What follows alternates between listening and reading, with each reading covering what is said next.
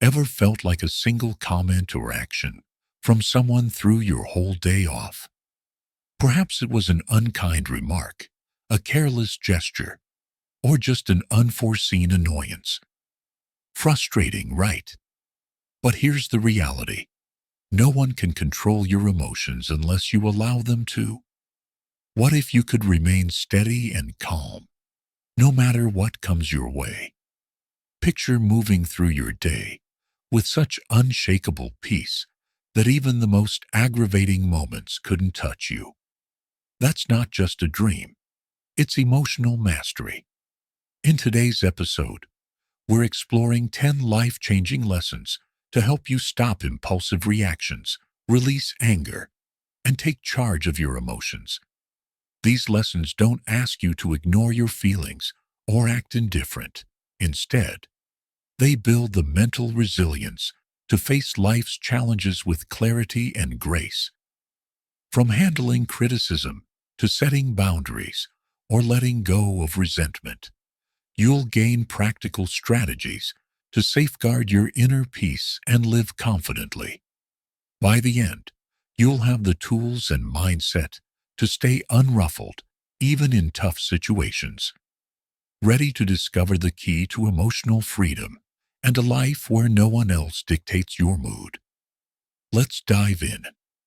Your path to mastering emotions starts now. Lesson 1. Recognize your reactions are your choice. Imagine this. You're enjoying a calm moment, maybe sipping coffee or strolling in a park, when someone says something rude or thoughtless. Your peace fades, replaced by frustration or anger. You think, why did they ruin my day? But the truth is, they didn't. You did. Your emotions are your responsibility, not anyone else's. No one has the power to decide how you feel unless you give it to them. Consider this. The world may throw obstacles at you, but you alone choose how to respond. Let's reframe it. Picture yourself wearing noise-canceling headphones in a noisy city. The chaos of honking horns and loud voices is still there, but it doesn't reach you. Mastering your reactions is similar. You don't have to let others' behavior disturb your calm. A wise saying puts it perfectly. Between stimulus and response, there's a space. In that space lies our power to choose. In our choice lies our growth and freedom. When someone cuts you off in traffic or unfairly criticizes your work, it's tempting to blame them for your anger. But what if you paused instead? That pause holds power. The power to choose calm over chaos, strength over impulse. Here's a real-world scenario. Your coworker dismisses your idea in a meeting. Instead of snapping back or simmering with resentment all day, take a breath. Reflect. Is this about me? Or is it their stress or bias showing?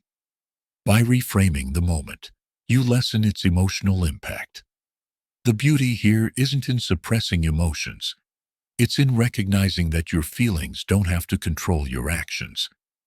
Anger, frustration, or disappointment are normal, but they don't have to guide your next step. Try this simple strategy to build this mindset. 1. Pause and name. When triggered, pause. Identify the emotion: anger, hurt, irritation. Naming it disrupts the automatic reaction. 2. Question the cause. Ask why you feel this way. Is it the event itself, or your interpretation of it? 3. Choose your response. Decide how to act based on your values and long-term peace, not the heat of the moment. Picture the freedom of living unbothered by others' actions. The rude stranger, the thoughtless comment, the small inconvenience. They lose their hold on you when you control your reactions. Every moment offers a choice. Let others steer your emotions or reclaim your power to protect your peace. Next time someone pushes your buttons, remember, their behavior doesn't define you, your response does. By choosing calm, you gain not just emotional mastery, but true freedom. Lesson 2. Release expectations of others' behavior. Have you ever felt let down when someone didn't act the way you hoped? Maybe a friend wasn't there when you needed them, or a colleague was inconsiderate, and you thought, I'd never treat them like that. Here's a tough truth. Expecting others to behave like you is like trying to control the wind. It's futile and only breeds frustration. People act based on their own values, experiences, and priorities, not yours. Their actions reflect them, not you. Consider this. Everyone walks their own path, shaped by their beliefs and circumstances. When someone's behavior annoys or hurts you, it's rarely about you. It's about their perspective. Trying to change how they act only leaves you powerless. Instead, focus on accepting people as they are. For example, picture a coworker who constantly interrupts in meetings. You could stew in irritation or try to fix them, but that drains you. Instead, recognize their habit isn't personal. By letting go of the expectation that they'll change, you free yourself from emotional turmoil. A wise saying captures this. Expectations are the source of all suffering. The less you demand others act a certain way, the more you protect your peace. Here's a practical exercise to drop these expectations. 1. Spot your assumptions. When someone upsets you, ask, what was I expecting them to do? Second question, their validity. Is it fair to expect them to act like you would? Third shift, your focus. Instead of trying to control their actions, decide how you'll respond calmly to preserve your peace. Think of how liberating this is. The rude passerby, the forgetful friend, the thoughtless coworker. They can't disrupt your calm unless you let them. When you stop expecting others to meet your standards, you reclaim control over your emotions. Accepting people as they are doesn't mean excusing bad behavior or abandoning your principles. It means valuing your peace too much to let it hinge on something you can't control. Next time someone disappoints you, pause and remind yourself, they're acting from their nature, not mine. And that's okay, because I choose my response. By releasing these expectations, you gain freedom from the emotional weight of others' actions. You'll find peace not in changing people, but in choosing how you react to them. Lesson 3. Let go of needing to be right. Recall the last time you got into a heated argument, maybe over something small, like the best route to take, or something deeper, like a disagreement with a loved one. As the tension rose, did you feel a burning need to prove you were right? We've all been there, clinging to our perspective, like it's a lifeline. But here's the truth. Needing to always be right is exhausting and often pointless. The urge to win every debate often stems from insecurity, as if being wrong threatens who you are. But what if you could release that need entirely? What if you approached disagreements with curiosity rather than defensiveness? A powerful question to ask is, would I rather be right or at peace? Insisting on being right creates tension, strains relationships, and fuels frustration. Letting go, however, preserves your calm and opens the door to understanding. Imagine someone unfairly accuses you of something. Your instinct might be to argue back or point out their flaws. Instead, pause and ask, is proving them wrong worth my energy? Will this argument matter in the long run? Often, the answer is no. For example, if a friend insists their approach to a problem is better than yours, you could say, I respect your view, and I see it differently. This diffuses tension while keeping your peace intact. The Taoist philosopher Lao Tzu offers timeless wisdom. He who clings to his views will never grow. Releasing the need to be right doesn't mean abandoning your beliefs. It means knowing when to engage and when to step back. Here's how to practice this. 1.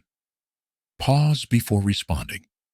When you feel the urge to argue, breathe and assess if it's worth your energy. 2. Seek to understand. Ask questions to grasp the other person's perspective, which often de-escalates conflict. 3. Choose your battles. Save your energy for disagreements that align with your values or impact important outcomes. Over time, letting go of the need to be right brings freedom. You'll feel lighter, calmer, and less controlled by arguments. Your worth isn't tied to winning debates. It's in how you carry yourself and protect your peace. Next time you're tempted to argue, pause and think. Being right won't bring me joy, but staying calm will. That's when you'll discover the true strength of letting go. Lesson 4. Don't let others' words shape your worth. Picture this. You're sharing an idea you're passionate about, full of excitement, when someone cuts in with a dismissive remark. Their words sting, and suddenly your confidence crumbles. Why does this happen? Too often, we let others' opinions define how we see ourselves. But here's the truth. Your worth isn't tied to anyone's praise, criticism, or judgment. When you rely on external validation, you give others the power to control your emotions. True emotional freedom comes from taking that power back. Let's look at an example. Suppose a colleague harshly critiques your work, not to help, but to belittle. Your instinct might be to defend yourself or feel discouraged. Instead, pause and remind yourself, their words reflect their perspective, not my value. By separating your worth from their opinion, you preserve your peace and stay focused. Marcus Aurelius said it best. We love ourselves more than others, yet care more about their opinions than our own. This isn't about ignoring feedback or dismissing everyone's views. Constructive criticism can spark growth, but baseless negativity doesn't deserve your attention.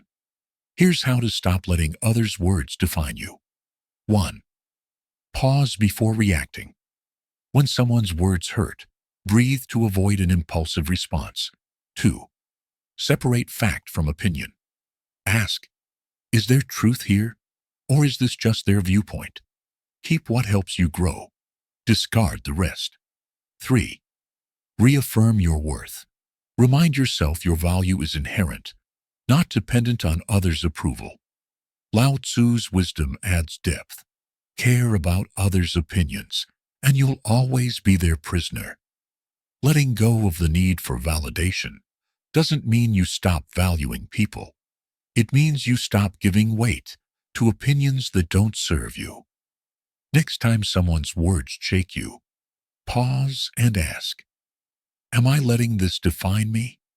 Or can I focus on what I know about myself? By doing this, you reclaim your power, knowing no one's words can diminish you unless you allow it. Lesson 5. Safeguard your energy with boundaries. Imagine a friend calls during a hectic day, asking for help with something they could handle themselves.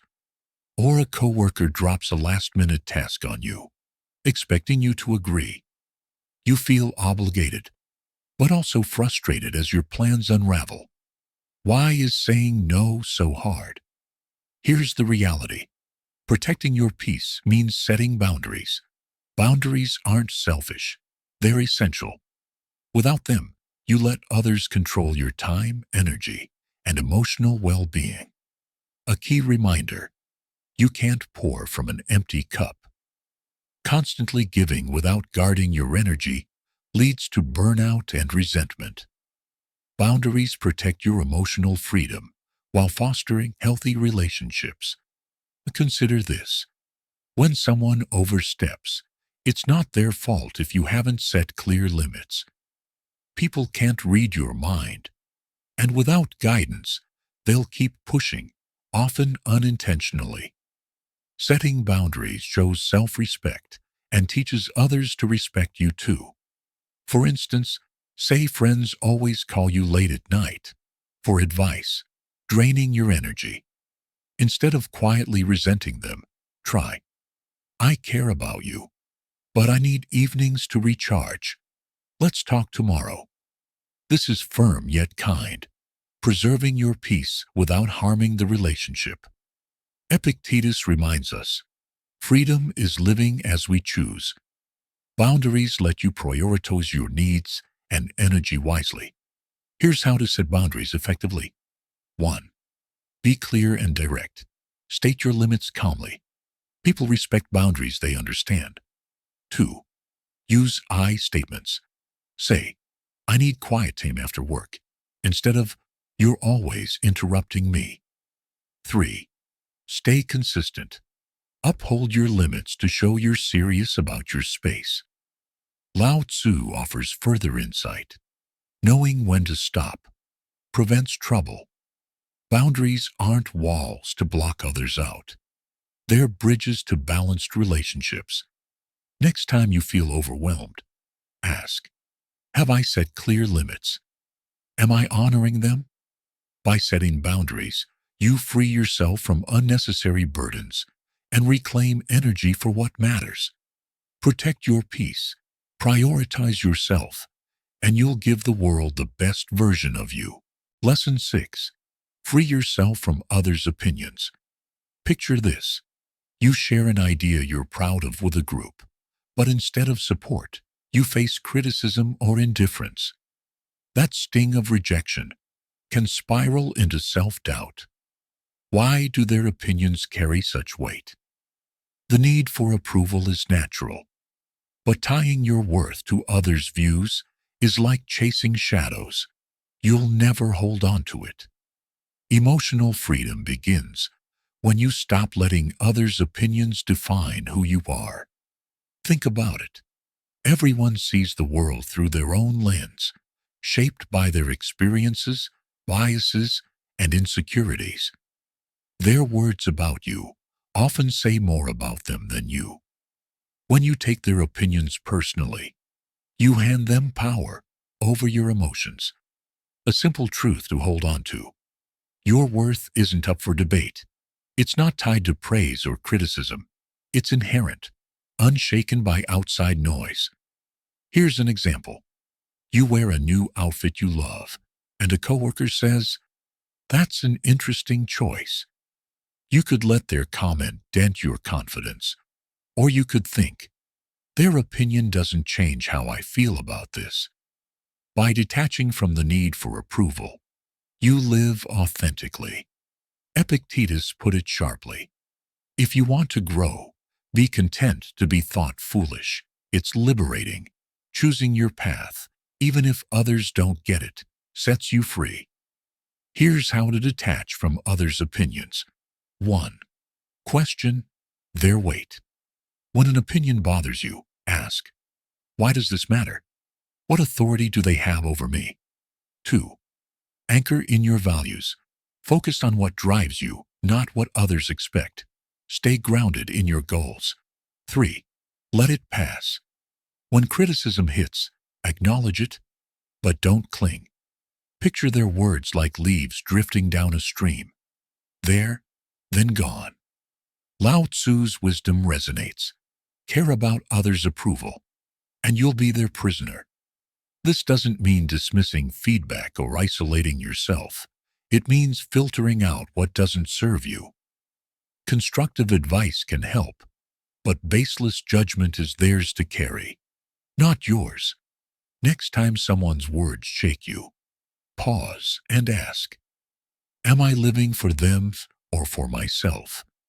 By detaching, you protect your peace and build a life that's truly yours. Lesson 7.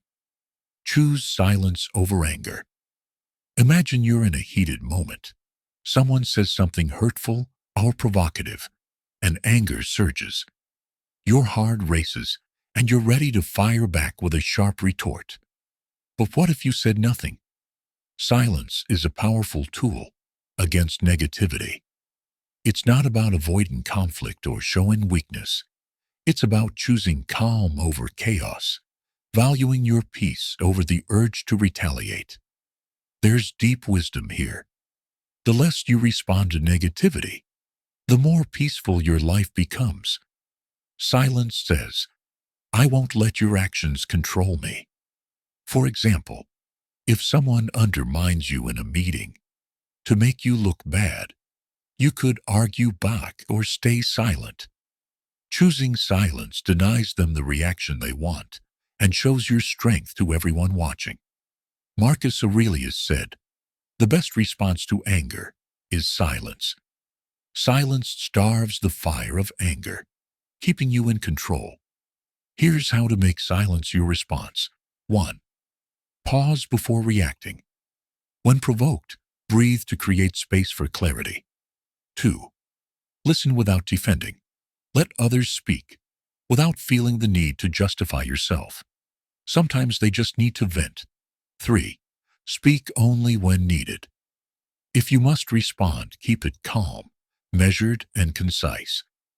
A Buddhist teaching adds, speak only if it improves the silence. Silence doesn't suppress your feelings. It saves your energy for when your voice matters. How often do we regret words spoken in anger? Silence prevents that regret, letting you reflect and respond thoughtfully. Next time someone provokes you, ask, will responding add value or just escalate? By choosing silence, you show strength, protect your peace, and control the narrative without raising your voice. Lesson 8. Use gratitude to dissolve anger. Imagine a day where everything goes wrong.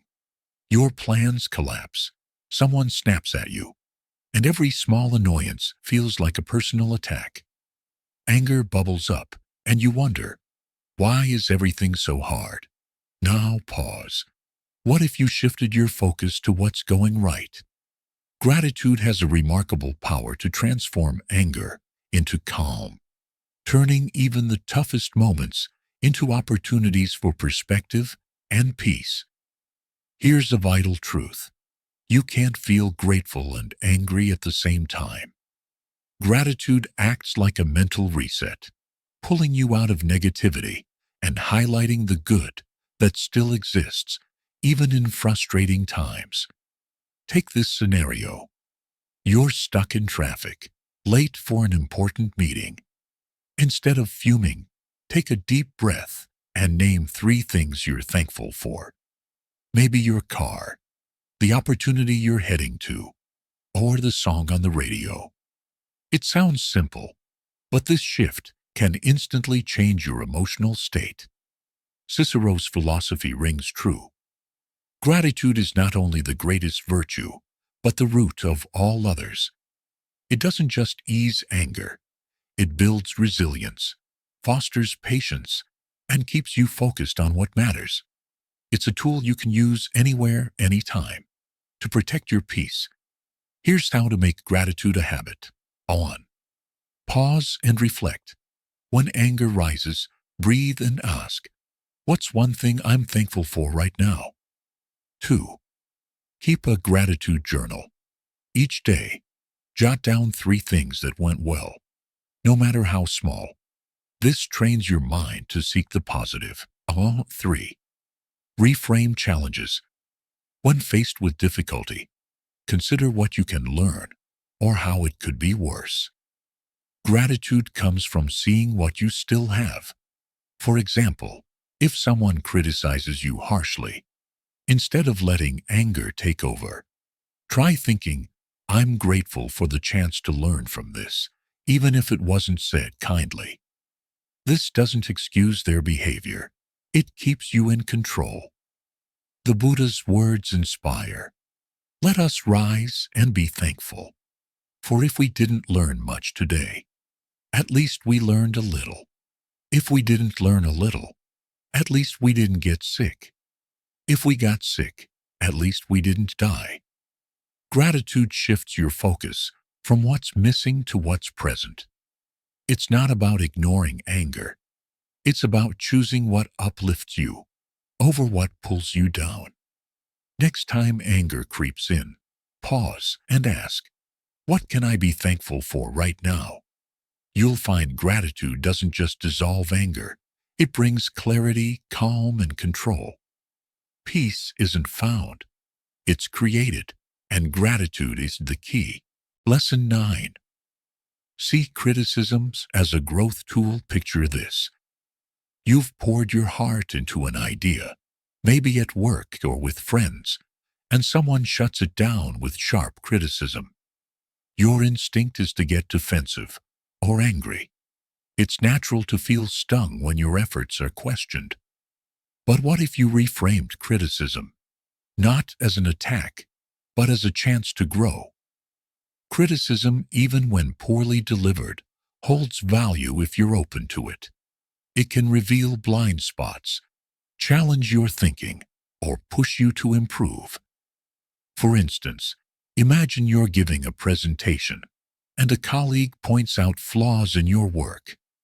You could brush them off, thinking they're out to get you. Or you could pause and ask, is there truth here? How can I use this to get better? By choosing the latter, you turn a potential setback into a stepping stone. A wise saying captures this. Criticism, like rain, should nourish growth without destroying roots. Not all criticism is valid. Some comes from envy or ignorance, but the key is to filter it. Keep what's constructive and let go of what's not. Here's how to handle criticism gracefully. 1. Pause before reacting. When criticism hits, breathe to avoid an emotional response. 2. Assess the source. Is the critic informed? Do they mean well? This helps you weigh their words. 3. Find the lesson. Even harsh feedback can hold insight. Ask, what can I learn here? Consider a personal example. A family member critiques your career or lifestyle choices. Instead of arguing, say, I hear you, and I'll think about it. This shows maturity and gives you time to reflect without escalating. Epictetus advised, if someone speaks ill of you, don't defend yourself. Say, he doesn't know my other faults, or he'd have said more. This Stoic wisdom urges us to see criticism as part of growth, not a personal attack. Lao Tzu adds, knowing others is intelligence, knowing yourself is wisdom. Criticism, when approached right, is a mirror for self-understanding. It's not always easy, but growth rarely is. Next time criticism comes, ask, what can I learn? Is this about me or them? How can I grow? By embracing feedback, you build resilience, a stronger sense of self. Growth hides in discomfort. Those who welcome it find strength no criticism can shake. Lesson 10. Embrace the art of letting go. Imagine clutching a hot coal, intending to throw it at someone who wronged you. As you wait for the perfect moment, it burns your hand. Holding on to anger, grudges, or resentment is just like this. It hurts you more than anyone else. True strength lies not in clinging to pain, but in releasing it. Letting go doesn't mean ignoring or excusing what happened. It means freeing yourself from the emotional burden that keeps you anchored to the past. When you let go, you reclaim your peace, energy, and focus for the present. The Buddha said it beautifully. Holding on to anger is like drinking poison and expecting the other person to suffer. Think back to a time someone hurt you, maybe a betrayal, an unfair comment, or a slight. How much energy did you spend replaying it, imagining confrontations or seeking revenge? Letting go breaks this cycle, allowing you to move forward instead of staying trapped. Here's an example. At work, a colleague takes credit for your idea. You could stew in frustration, letting it ruin your mood and focus, or you could let it go, recognizing your worth isn't tied to one moment. By choosing the latter, you protect your peace and keep your eyes on future opportunities. Lao Tzu's wisdom guides us. When I let go of what I am, I become what I might be. Letting go isn't just about anger. It's about releasing perfectionism, fear, or the need to control, embracing life's flow. Here's how to practice letting go. 1. Acknowledge your emotions. Don't suppress hurt or anger. Feel them without judgment to process them. 2. Reframe the experience. Ask, what can I learn from this? How can it make me stronger? 3. Focus on now. Letting go is a choice for your own peace, not for others. Shift your attention to the present, where your power lies. Think of letting go like releasing a balloon. The longer you hold it, the more it strains you. Let it float away, and you feel lighter, freer. Life becomes less about what happened and more about what's possible. Marcus Aurelius reminds us, let go of what's beyond your control, and peace will follow. This doesn't mean ignoring injustice or letting others walk over you. It means choosing where to invest your energy. Next time you're gripped by anger or regret, pause and ask, is this worth my peace? What would life feel like if I released this? The answer will lead you to emotional freedom. True strength isn't in holding tight. It's in knowing when to release. When you do, you'll feel lighter, stronger, and ready for a brighter, calmer life. There you have it. 10 powerful lessons to master your emotions and stay unshaken, no matter what life brings. These aren't just concepts. They're daily tools to build resilience, protect your peace, and take charge of your reactions. The goal isn't to bury your feelings or become detached. It's to face life's challenges with strength and clarity. Emotional mastery isn't about what happens to you. It's about how you choose to respond. The power to stay calm, centered, and free is in your hands. As you go forward, carry these lessons. Pause before reacting. Set boundaries to guard your energy and release what you can't control. Each time you choose peace over anger, you step closer to an unshakable life. If this episode resonated, share it with someone who could use a dose of calm. And if you have your own tips for staying unbothered, drop them in the comments. I'd love to hear them. Thank you for joining me on this Stoic Pulse journey. Emotional freedom isn't a finish line. It's a practice. Keep showing up, stay mindful, and grow stronger every day. Until next time, take care and stay unbothered.